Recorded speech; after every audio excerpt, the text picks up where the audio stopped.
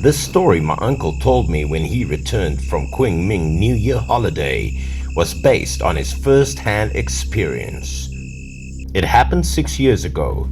At the time, my uncle was 35 years old. He was working as a housekeeper in the village. When it turned cold, the people in the village had nothing to do. Moreover, it was also holiday, so people gathered to drink alcohol and play cards every day. One night, my uncle went to play cards until very late. That's just in the next village. According to my uncle, it was past midnight when he returned home. As passing an abandoned house in the village, the sky suddenly became foggy. Surrounded by the fog, at the time my uncle's head seemed to melt, and his vision was only 2 or 3 meters and very blurry. He was not too far from home, as the road he was walking on he has walked since he was a child. So at first he did not care much and just continued. But after walking for more than 20 minutes, my uncle still could not get home. The village was not so large that it was impossible to walk that long and still not reach home. When looking through the fog, my uncle was surprised that he was still in front of the house. My uncle didn't understand how it could be when he passed it already. He started getting worried, afraid that he was lost somewhere with no way out. According to folklore, this phenomenon was called the ghost guiding the way. Even if you continued, you would return to the same place. My uncle felt like a pair of eyes were staring at him from behind. His feeling at the time was uncomfortable, so he hurriedly looked back to check. After turning around, he suddenly saw a scene that scared him out of his mind. He didn't know when 3 figures were standing behind him. All 3 of these silhouettes were just shadows and not real. Then he realized something was off. At this point, my uncle did not dare to stay there for another minute. He thought that he had to find a way to run as fast as possible. It didn't matter who they were, as long as he could get out of the area as quickly as possible. But my uncle seemed to have made a mistake. He ran for more than 5 or 6 minutes, but when he stopped, he was still back in the same position. My uncle decided to find the right direction and continue running. He was horrified when he saw 3 figures stop in front of him. Normally, my uncle was a brave man, but that day, he was so scared that he could not stand it. Even though he was scared, my uncle was forced to regain his composure. He squatted down on the wall and lit a cigarette to calm himself. He didn't know if it was because of the flame of the lighter, but when the 3 ghosts stopped, when they were only about a meter away from my uncle, it was a surprise. My uncle boldly asked them what they wanted from him, and at the point the 3 ghosts actually opened their mouths to answer. As soon as the 3 ghosts said they wanted money, my uncle immediately withdrew all the money on him and delivered it. But the 3 ghosts didn't take it. They kept looking straight at my uncle. Of course, he understood what those 3 ghosts wanted as gold paper money, but he could not find any gold paper money to give at that time. He begged them to let him go and thought there would be no problem. But after many kind words, the 3 ghosts still refused to leave and pressed my uncle even more into the wall. When he stood in the middle, he deliberately raised his voice to call for help, but in the middle of the night, no one heard him. In the end, he was desperate. He placed his head against the wall and closed his eyes. He suddenly remembered some Buddhist scriptures that his mother had read. He repeated the words in his mouth. The surrounding temperature seemed to be a little higher. When my uncle opened his eyes, the 3 ghosts were gone. And of course, my uncle didn't dare stay there any longer. He ran home as fast as possible. This time it was okay because the fog was much lighter and he wasn't led by ghosts anymore. So in the end, he came home for a short time. As he got home, he fell ill and had a high fever for more than few weeks. Later, my uncle's mother inquired everywhere and found a shaman to open an altar to perform an exorcism on him. After the exorcism, my grandmother went to the landfill to burn a lot of underworld gold paper money in the middle of the night. And that's when my uncle finally felt better. Later, he heard from the shaman that the three ghosts had a poor background. Before that, an older woman and three sons lived in the abandoned house. But somehow, the house suddenly caught fire. The three boys were fast asleep, so they suffocated to death. And all three people died in that house. Since then, every night their ghosts would appear, harassing the villagers. Those who could resist stayed, and those who were scared moved away. Perhaps the three ghosts were hungry and suffering from injustice. My uncle were one to encounter this.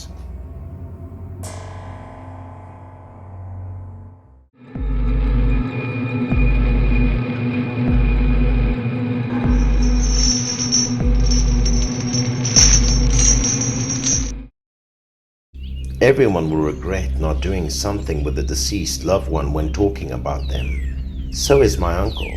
His name is John. He is over 40 years old. It happened 20 years ago when Uncle Jean was still living in town. He worked as a butcher. Uncle Jean usually delivered meat to many places. That day, he was so busy working that it was already past 8 o'clock when he returned. When he passed the village where his grandmother lived, he suddenly missed her. He decided to drive a tricycle to visit her. It had been weeks since the two of them hadn't seen each other. Uncle's grandmother at that time was over 70 years old. She lived a closed and withdrawn life.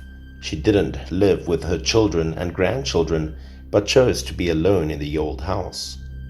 After knocking for a long time, his grandmother opened the door. As soon as he saw her, he felt that she had lost a lot of weight, especially becoming very thin in her arms, almost looking like chicken nails. Her face also looked tired and lifeless, so Uncle Jean was very worried. Even though it was late at night, he didn't pay much attention to the atmosphere around him. Both of them went into the house. As Uncle Jean remembered, there were no lights in the yard and the house at the time. It was dark. Perhaps older people often saved money so they didn't turn on the lights. At the point, strange things happened. The big yellow dog in the yard was behaving very strangely. The dog was always wary of her. Its body was shrinking and trembling as if it was afraid. After that, the dog did not bark. It went into the warehouse next to it to hide and not dare to take it a step out. The dog was next to my grandmother's side every day, and this made my Uncle Jean wonder. My grandmother did not answer his questions. She went straight into the house, talking to him about her current situation as she walked. The past few days she was no longer lonely because she had her friends over to keep her company. These words surprised my Uncle John because the people she talked to normally had been dead for many years. How could she be talking to them? Then Uncle John thought that maybe she was just old and confused, so she would sometimes say baseless things. He didn't mind that much, so he followed her anyway. Inside the house, he discovered that the walls were all black as if burned by fire. He couldn't hide his curiosity and asked her why the walls were so dirty. She replied without hiding anything. She said that she was burned by her accident, and then she just went back into the kitchen. Uncle Jean was getting hungry as he worked all day, so he asked my grandmother to cook for him. After she finished cooking for him, she invited him into the kitchen, and after entering the kitchen, he was surprised at the situation in front of him. Inside, the walls were also black, as if burned by fire. The kitchen was covered with ashes, dirty and cold as if it had been abandoned for a long time. Looking at the food on the table, he suddenly started feeling afraid. The buns were scorched. The fried vegetables in the bowl were also pitch black. It seemed like they were burnt and charred. He just stared blankly at the food for a moment. Her voice snapped him out of it. He looked at the dish and felt weird, but he didn't want to refuse them because he didn't want to make her sad. So he sat down to eat. The steamed buns had cooled. The outside burnt part was peeled off and the inside was dry and difficult to chew on. Moreover, Jean didn't know how many days it had been. The aroma of the buns was no longer there. It felt like he was chewing dirt and sand. Still, he tried to swallow. He used chopsticks to pick up another piece of vegetable and found it had burned. He couldn't even eat it. None of the dishes was enjoyable, causing a frown over my uncle's face. But he did not dare to criticize the food. Grandmother was still the same as before, always trying to take care of her grandson. She devotedly peeled off the burnt skin of the buns and gave it to him. He took the steamed buns from her and accidentally touched her hand. He felt that her hand was very cold, no temperature at all. This was unlike any temperature that a living person should have. When telling this story, many people asked my Uncle Jin if he didn't find his grandmother too unusual.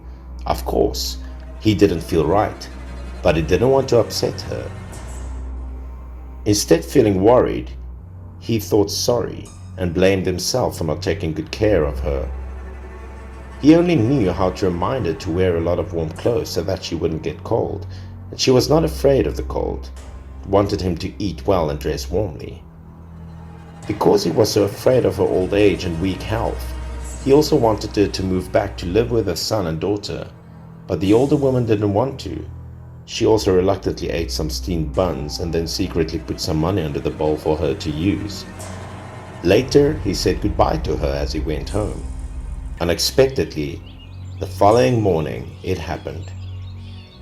The next day, just as dawn broke, someone knocked on the door of his room.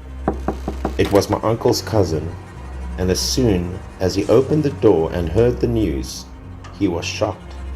At first, he thought something bad had happened to her, but he didn't expect his grandmother to die. Apparently, she died of suffocation while the house was on fire. Of course, he didn't believe it because he had seen her the night before. He told his cousin the story that he was there. It was his cousin's turn to be surprised because the timing didn't match at all. It turned out that at noon, his grandmother had an accident. In the afternoon, her aunt's family heard the news and hurriedly went to prepare burial items and coffins for the grandmother. Her body was placed in the old house for the funeral.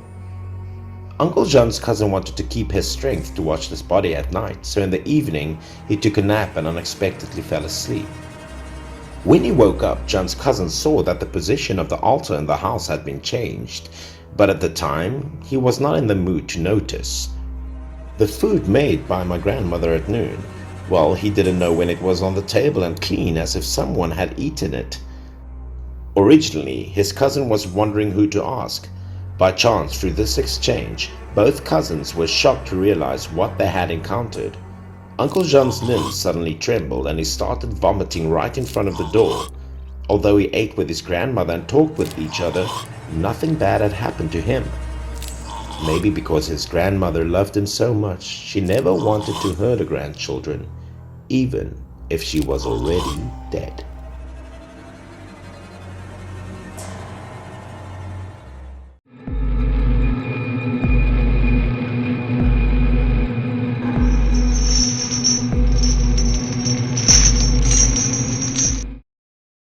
This story is about an event which made the news 4 years ago.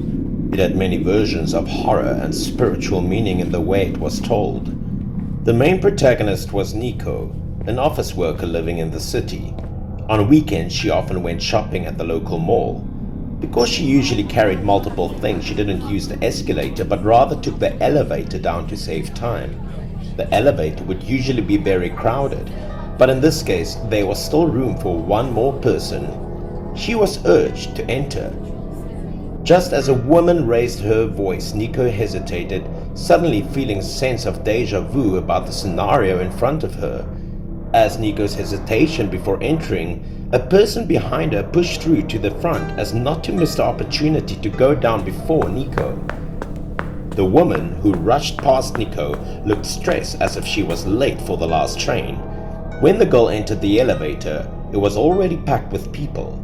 Nico was once again left behind, missing her opportunity to go down. The elevator doors closed as it started descending to the lower levels. Suddenly, There was a loud sound like the elevator was having trouble. At this point, Nico was still trying to remember where the scene had been before. That scene felt very familiar. She suddenly had a bad premonition in her heart. Immediately, a flash of lightning flashed in her mind, and Nico recalled the dream she had the night before. Her house was not far from the mall. Her place was also a building with an elevator. Nico worked as secretary for a nearby company. She was living in a house that was also owned by the company. Late at night, while Nico was sleeping, she had a dream. It was a true dream because she heard a voice calling her. In the dream, Nico was still in her room, but somehow below there was honking on her horn. Someone called her to get in the car. Nico looked outside and saw a bus stop in the yard. She wondered why it was late at night, but the bus was still running. Moreover, they always called Nico to the car, but she didn't know where they wanted to go. Nico couldn't understand these actions. While she was bewildered, someone kept calling her name. "Hurry! We only have one seat! This is the last one!" And everyone in the car seemed to be in a hurry. They urged Nico to hurry up. The car was dim. Nico could not see who was in the car. She could only see a shadow through the window looking at her. In the dream, Nico seemed afraid of missing something, so she replied that she was coming. In the end, all the things that she could think about was getting dressed quickly, getting out of the house, and getting in the car to grab the last seat. The woman in the car, perhaps seeing Nico's hesitation, became more worried, once more urging her on. But at this moment, another person's voice sounded again. That woman was afraid that the car would run away, so he told the car to wait for her. Nico saw the woman running out of the building where she lived and responded to the woman's screams in the car. The woman then quickly got into the car and grabbed the last seat that was supposed to be for Nico. As soon as the headlights came on, it began to accelerate forward. Nico felt she was missing something, so she tried to follow the car and saw who was in the car. But when she looked at it, she almost collapsed. All of the people in the car saw that not a single person was alive. They all turned their heads to look at her and smiled very devilishly. They turned their heads, looked at her, and smiled. Those 8 people were covered in blood. Their faces were deformed and even their eyeballs fell out. They knew she was looking at them, so they stared at her too. Nico was also awakened by this nightmare at that point. And thinking about that dream, Nico felt it was too real. The dream bus scene and the elevator scene in front of her happened in a very similar order. Thinking about this, the elevator suddenly creaked and there was a scream inside. The horrifying shout of the people in the elevator resounded throughout the mall. And then the elevator freely fell to the ground at fast speed, accompanied by a loud noise like a bomb exploding. Everyone present at the mall was alarmed by the sound. Nico finally realized that the dream scene seemed to overlap with reality. She almost understood what was going on. She knew the elevator had a serious accident attached to it. Nico reacted for a long time. She panicked and ran out in the hallway, looking down from the 6th floor. She saw many people gathering below. People who ran to the elevator to see what was going on. Not long after, police cars and ambulances arrived. The elevator doors were quickly pried open. The scene inside must have been called a tragedy. The victim's flesh and blood mixed together, and unfortunately all the people in the elevator were killed. The bloody scene in the elevator and the scene in Nico's dream were almost identical. Nico also later heard that one victim in the elevator also lived in the same building as her. This news haunted Nico for a long time. She didn't dare to take the elevator for a while.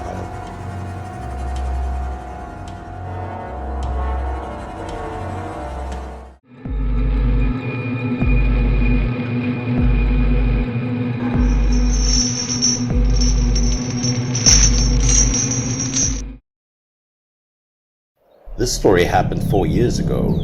It was known to be one of the most told spiritual stories of the time. That year, my village arranged for a man to work as a ranger, both morning and evening. His name was Cheeto. His duty was to patrol the forest every day.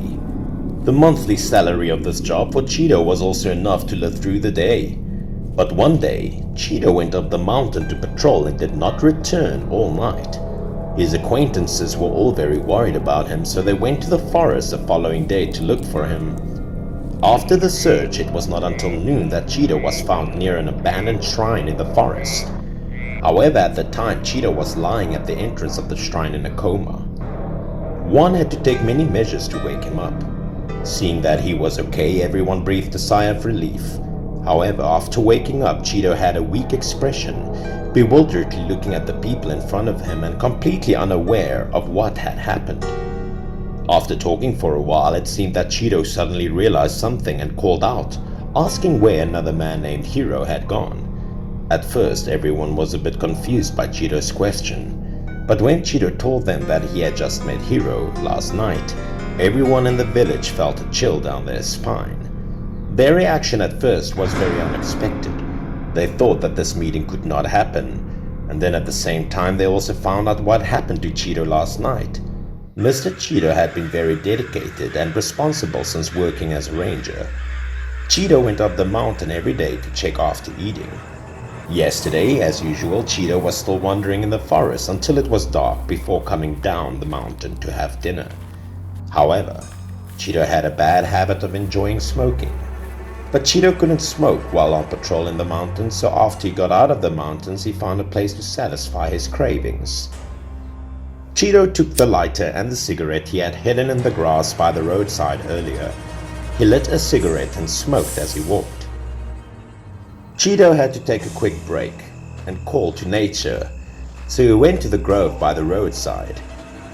But at that moment, he heard a rustling sound behind him. As soon as Cheeto turned his head, he saw a person walking along the road going up deep into the forest. The above clearly states that anyone entering the mountain must be checked and strictly forbidden to bring lighters. When Cheeto encountered him, Cheeto asked the man where he was going. The man heard that and stopped and turned his head slightly to glance at Cheeto. Although it was dark, he couldn't see clearly, but with only half his face, Cheeto recognized that this person was Hiro, a close friend for over decades. But who would have thought that Hiro did not pay any attention to Cheeto but only looked at him for a moment and continued up the mountain. Not to mention whether he brought jungle gear or not, Hiro's attitude of ignoring his best friend was enough to make Cheeto a little worried. Cheeto didn't understand what his friend was going through. He chased after Hiro while he adjusted his belt. But no matter how much Cheeto chased or shouted, the other person ignored it and kept walking with his head bowed as if he had never known Cheeto at all. The strange thing was, although Mr. Hiro slowed down and Mr. Cheeto increased his speed, Cheeto still couldn't keep up with his friend. The gap between the two never closed. Cheeto had just chased Hiro up the mountain when he suddenly saw a dense fog in the forest. At this point, Mr. Hiro, who was walking in front, finally stopped. Cheeto suddenly saw Hiro standing there waving at him as if to signal that he would stop chasing him. It was just that Hiro's movements were strange because each move was slow. Because of that, Cheeto couldn't help but scold Hiro about his friend's strange behavior, and Cheeto chased him. However, Hiro didn't care but turned around and continued up the mountain. Cheeto chased after Hiro but with all his might, while the fog in the mountain was getting thicker and thicker. Cheeto suddenly discovered a small shrine in front of Hiro at the moment. Hiro's figure seemed to go straight to the small shrine. Hiro stopped there for a moment, looked back and waved at Cheeto as if to say goodbye, then bent down to enter the small shrine. This scene made Cheeto realize something was wrong, but after chasing Hiro, he had to go up to see what was going on. Therefore, Cheeto watched closely and approached the deserted shrine step by step. The story was strange because Mr. Cheeto saw Mr. Hiro entering the small shrine, but the small shrine was empty and Hiro was nowhere to be seen. All Cheeto could see was a statue of a lifelike god residing in the shrine, facing and looking at Cheeto with kindness. Cheeto was completely stunned because this small shrine only had a statue, an entrance, and no secret room, so a big living person like Mr. Hero couldn't just disappear. Mr. Cheeto began to feel that this strange incident was not as simple as it seemed. He couldn't explain the reason. His body shivered involuntarily. He looked at the statue again. The statue was still sitting motionless, but Cheeto intuitively felt something. This statue seemed to be alive. Furthermore, the statue's kind face was gone. Then Cheeto calmly looked at the statue again. When Cheeto wanted to call Hero's name, he couldn't make a sound. The scene in front of his eyes was getting blurred, and he slowly lost consciousness. After narrating all this, Cheeto looked at everyone as if wanting to get answers from anyone. Seeing that everyone didn't seem to want to talk to him, he had a bad premonition. They didn't tell him the answer, and they only said that he would have the answer when he turned back to the village. Later, Cheeto had just arrived and saw Hero's family holding a funeral. The atmosphere made him shocked and heartbroken. When Hero came home from work in the field, he had a heart attack and died. Cheeto was patrolling the mountains, so he didn't even know. Perhaps Mr. Hero's appearance in the forest was just to say goodbye to his close friend.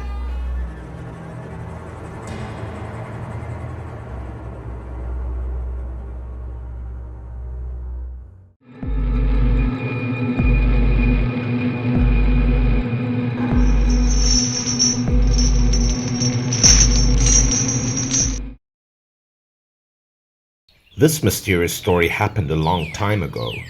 There were two men in a village whose main occupation was trading honey, so they often went to the mountain to collect it, both to sell and to eat it too. It was quite interesting to talk about the people in the village when they participated in foraging honey. They had a very special method of extracting it from the hive. To lure the wasps away, the locals would tie a piece of fresh meat to a stick and stick it in a place that could attract the wasps. Soon a wasp would come to eat, and when it ate, he was very attentive. The locals would carefully tie a feather or a strip of paper around its waist with a thin thread. The wasp could not eat the whole piece of meat when it was discovered, so it brought a small meatball to return to the nest. The bee accidentally became their guide. It couldn't fly fast with something strapped to its back. That made it easy for bee hunters to follow it. Feathers or paper were clearly visible in the air and they did not lose track. In other words, people used this method to create a spy bee and follow the bee to a nest they didn't know where it was. These gentlemen, surnamed Kato, were father and son. The father's name was Aaron, and the son's name was Asahi. Aaron and his son chased more than 2 miles into the mountains after bees and wasps. That's when they saw wasps wandering around the forest. They immediately knew that the goal was not far away. At the point, they must have been careful when approaching because wasps could be extremely alerted, and then they could actually sting people if they got angry. The two of them cautiously entered the forest, and soon they found a nest of wasps weighing more than 10 kilograms. This made Mr. Aaron very happy because he had been searching for a long time. And after walking the distance in the mountains many times, the sky gradually darkened. However, both of them were all versed in the mountain road, so the fact that it was dark didn't frighten them. Asahi lit wormwood in the iron pot as instructed by his father and added a few sulfur tablets. When the smoke rose, Asahi pushed it under the wasp's net. The smoke from the wormwood and sulfur was very suffocating. Sure enough, after a while the wasps came out of their nest and most of them were killed by the smoke, and those that were still alive also escaped from the nest. Asahi waited for the smoke to subside, then climbed the tree. He was unable to pick up bee papaya in the dark. Aaron used a large bag and a sack to take the entire hive. Thinking about their trophy, they walked down the mountain while talking and laughing. But strangely enough, that day, Mr. Aaron got lost in the forest, even though he already knew all the mountains and the ways clearly. After walking for more than 2 hours, they returned to their original positions. Aaron had a lot of experience. He knew something was wrong, so he stopped. He did not continue and looked around. Looking at it, Aaron saw a woman in the forest not far from the two of them, and she was staring at both. This woman was very fashionable. She didn't look like a villager. The sky was too dark, her hair was long, and her face invisible as she looked very strange. Aaron thought he had met someone and was quite happy, so Aaron just wanted to say hello and ask for directions. But before she could take 2 steps, the woman turned and walked towards the other end of the forest. Aaron lived to this age, so he knew many things, and he grabbed his son and told him to stop and not follow the woman. It turned out that by the moonlight he had seen the woman without a human figure and knew that it was not a person. Also, how could a young girl like this be able to go up the mountain at night all alone? Asai broke out in a cold sweat when his father said that, and the two of them rushed to find a way to escape. The run was like running for their lives, running for more than an hour, and they still couldn't find a way down the mountain. After a few rounds, they continued to return to their original positions. This phenomenon was the ghost giving the way. If you continued to go, you would be exhausted and tired and may even die without knowing. They looked around and saw that the woman appeared again. Just at that place that they looked at, Asai was looking at Aaron motionlessly. Aaron's voice trembled and could only cry while bowing his head, begging the witch for mercy for a long time.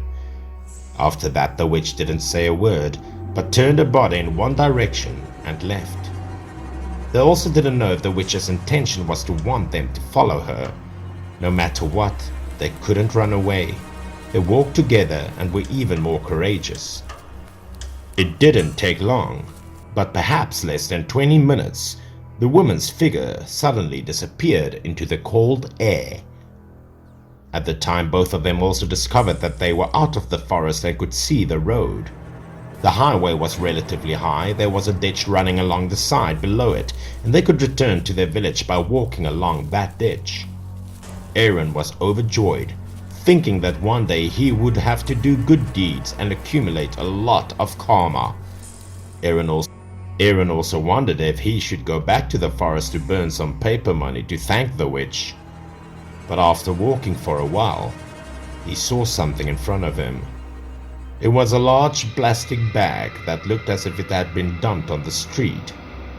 The most striking was the appearance of a human hand exposed in the bag that looked scary.